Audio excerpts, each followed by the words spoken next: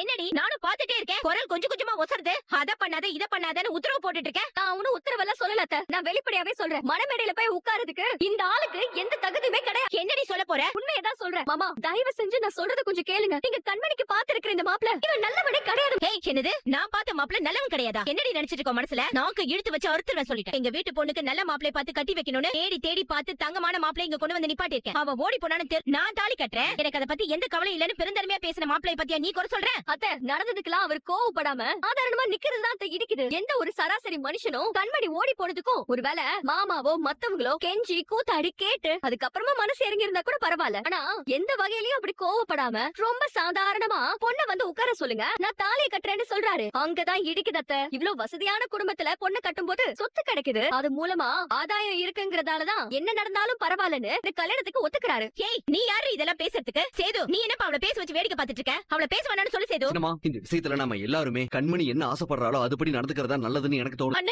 என்ன சாவித்ரி, எதுக்காக இப்படி ஓடி வர? இப்பதானே தாமரை போன் பண்ணா, ஒரு 5 நிமிஷத்துல தாமரையும் கருப்பும் இங்க வந்துருவாங்க. அவங்க வந்ததுக்கு அப்புறம் இந்த மாப்பிள்ள கூட கல்யாணம் நடக்கணுமா, இவரு நம்ம கண்மணி கழுத்துல தாலி கட்டணுமா வேண்டாமாங்கறத முடிவெடுத்துடலான்னு. அது வரைக்கும் இந்த கல்யாணத்தை நடத்தாதீங்க, இதுல எந்த முடிவும் எடுக்காதீங்கன்னு தாமரை சொன்னானே. அவன் எதுக்காக அப்படி சொன்னா? தெரியல, ஏதோ முக்கியமான விஷயமான அதை எல்லார்கிட்டயும் சொல்லணுமான்னு சொன்னதுக்கு அப்புறம் இந்த கல்யாண விஷயத்தை பத்தி முடிவெடுக்கலான்னு சொல்றானே அவ.